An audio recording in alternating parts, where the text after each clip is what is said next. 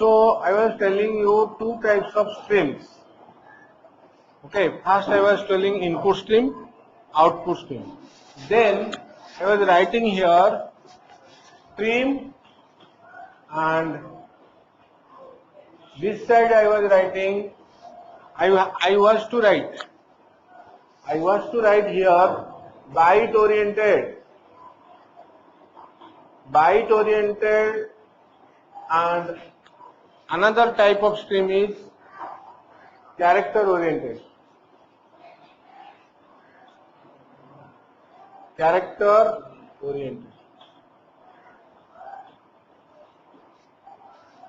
So two types of, if we divide streams also in another way, they are either byte oriented and character oriented. Here in page number 227, you can find that byte oriented and character oriented. First one is given for you, character oriented, 227. Okay, in the character oriented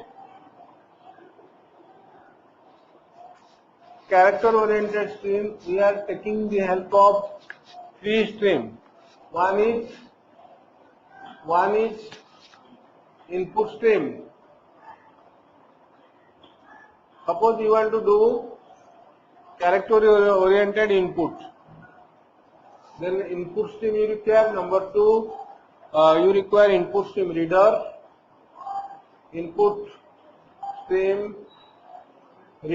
another class. Okay. Number three, buffered reader. So these three classes you require in order to make the character oriented input. So what is the input stream? Input stream is your system.in. System.in actually the object of the input stream. Okay, it's the object of the input stream. And you will create, that is already created.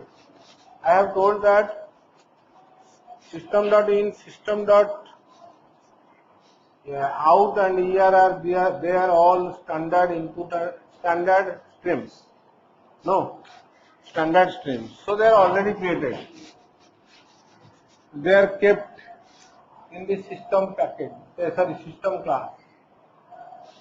And you have to create these two.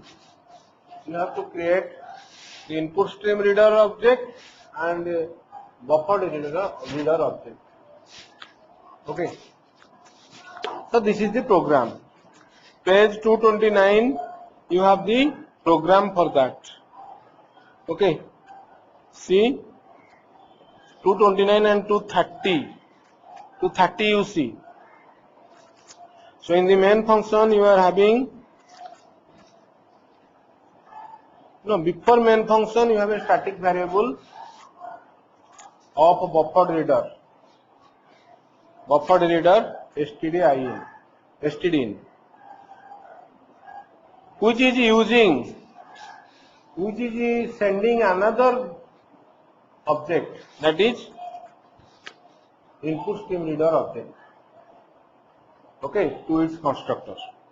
So that means input stream reader object must be done fast. So you can do also it in another way, that is you can do input stream reader, okay, IR equal to new input stream reader, bracketed you have to give system.in.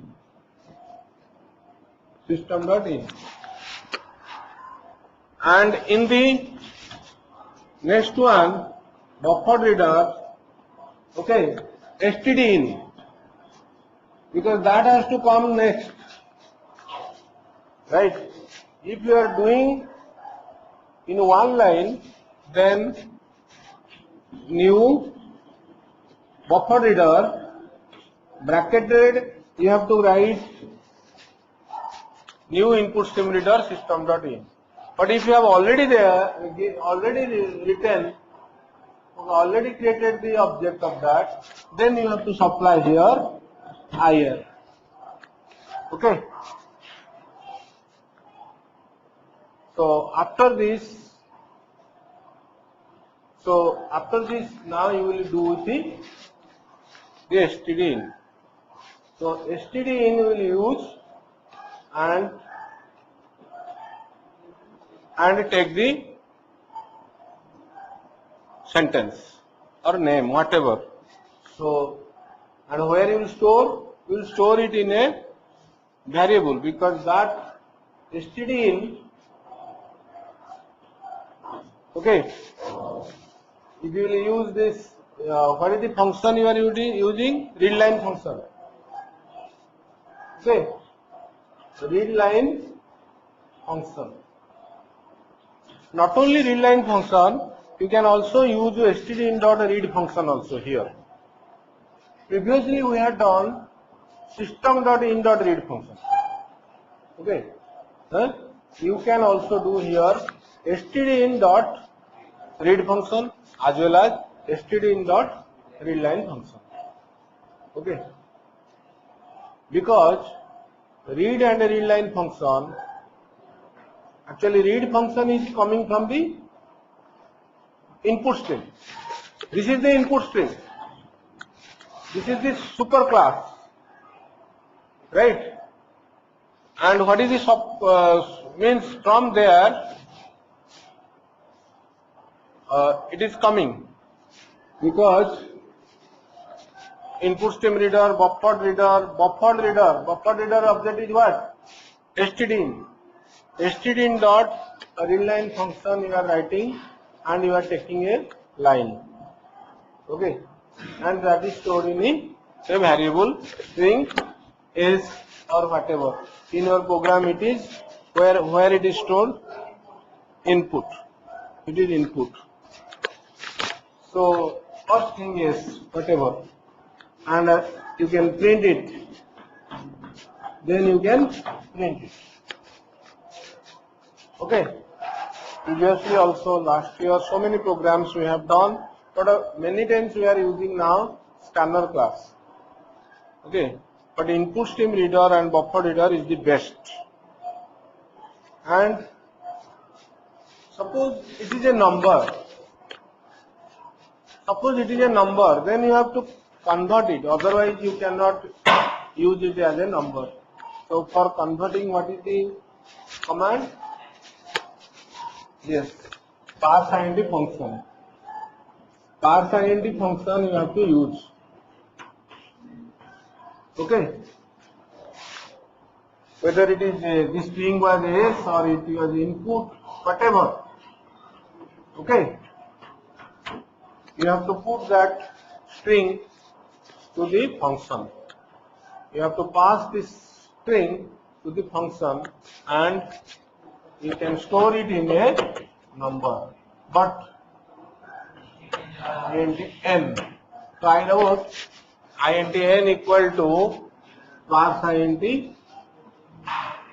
Or Java is the object-oriented language. Every function, every variable must be inside a class or should be a part of the object. So you have to write here the class name. What is the class name? Integer. Integer.parseInt. If you want to change it to double, integer.parseDouble. If you want to change it to float, integer.parseFloat. Likewise. Character actually you can't do. See, suppose you are taking a character, you have to use the read function, either read function, or if you do this through this one, then you have to then take out the first letter. If you are using the readline function and you have to take out the character, then you have to use the extract the first letter of the string. Okay. Double dot parse double. Here integer dot parseInt. So there you will write the double dot parse double. Yes. Okay. So that means we have discussed this program. Okay, in page number 230, down part, int number is equal to integer dot parse int bracketed input. Okay. So sometimes you may give wrong input. It is asking you a number. It is asking you a number, but you are giving a name. Okay, because of which there will be a problem in conversion. Okay, so conversion, because that is the conversion place. Integer dot parse int. If that input or that whatever variables s or input whatever, if that is a number, you have given a number, then it cannot be converted. So it will be error situation. So in that case, error object will be created. Error object will be created, and once error object is created, if you don't handle it, then Aman, go outside.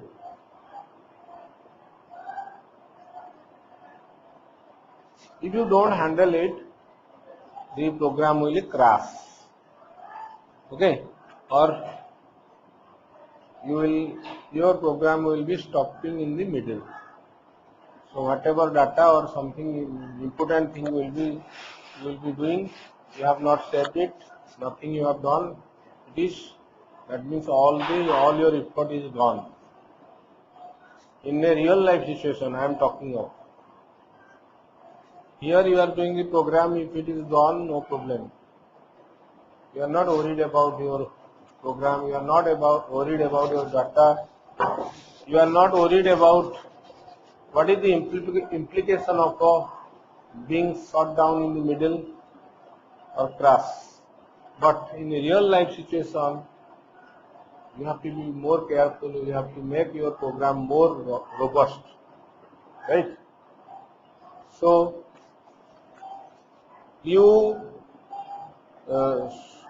that means your program should be able to handle the situation. For handling the situation, so this type of error is called the arithmetic. What is that? Number format exception. So number format exception has occurred. Okay, and you have to handle it. How will you handle it? So you have to write at least not that line. That line may be your part of the program, but this, not the previous line. When you have written the read line function, that has no problem. But here is the problem. When you are writing int n or int number is equal to integer dot parse int bracketed s, that line has the problem. Because of that line, because already user has given the value. Okay, here it is converted. So here problem will occur. So at least this line you should write in try. In a try block you write, or you may write the whole thing into the try block. Okay, but try block. So just try block is like that. You just write try and a curly bracket, then write your instruction, right? And once you write the try block, you have to write the catch block. Once you write the try block, you have to write the catch block. Okay. Your function is continuing. your function is continuing. This is the main function, public static void main function. Main function is continuing. You have written some commands already. Then you are writing the try and curly bracket. Then you write the instruction. Which instruction is will give you a error? You think. Understood? Or you may start the try block from here, from the beginning also. Understood? Okay. After the try block, you have to write the catch block. In this catch block, you have to write what type of error you are expecting. Number format exception here. Number format exception. Object will be raised. Error object will be created, will be raised, and from this place here the error is raised, and it will search where is the catch block and which catch block has that, which catch block is accepting or expecting this error object. So here it is written, this catch block is expecting that object. Okay, and here it is caught. Here it is caught, and here you can write any type of message. Okay, now your program will continue after the catch block. Then your main function is over. Then your class is over. So this is the format of the try catch. Okay, you will be asked to write try catch in the exam. So you have to follow, you have to write in this way. So I have written here only the main function. So I don't write here don't end the class. Okay, you can write only the main function when you write in your copy.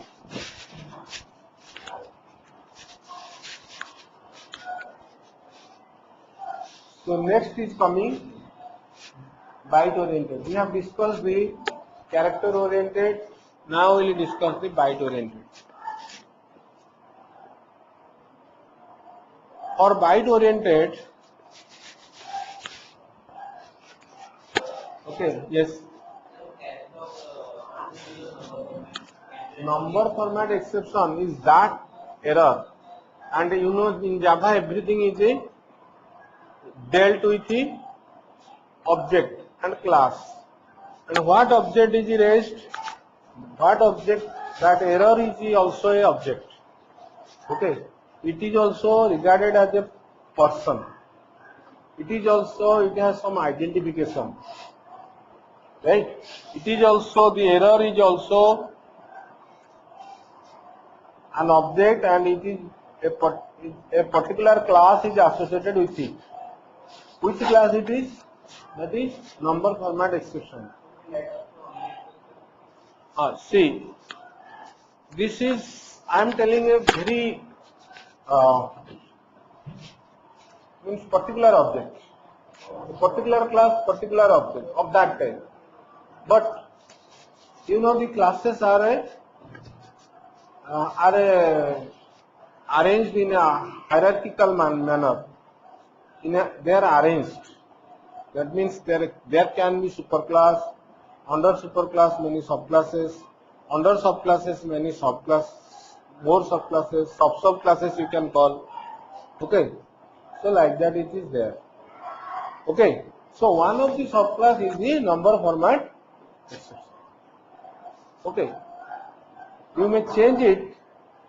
So if you don't write the number format exception, you write a only exception. Okay, only exception. So you write catch exception. Exception A or anything X.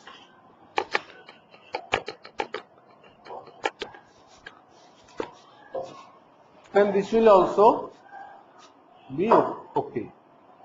This will also be managed, and the object will be caught here also, because the object is a object of a subclass. Okay. Every superclass also identifies it. Understood or not? Because exception is the superclass. If an object is known by this particular class, subclass, then it can be also known by the superclass. Okay. It will be also called by the exception. So, but that is a general case. So, all the subclasses will be identified by that one. Okay. So, better to write first this one. Better to write first this special type, this particular subclass. Okay. And all will come under the general one. Okay. So, first you write this one, second you write this one. No problem. Okay. If you expect many types of errors, okay, then you do like this. E and X, a variable, any variable, okay. That is, they are just parameter, like in the function parameter, there are also parameter in the catch block. Understood? So, now another thing, in the try block, only one try block you have written. But for one try block, you can write many catch blocks. Okay, that is also allowed. Many catch blocks, but the catch block for the special one are kept on top, and for the general, it is kept at the last. Okay, this rule should be followed. So next one I was telling about byte oriented. Have you written all this? Right first. Then we will go for another.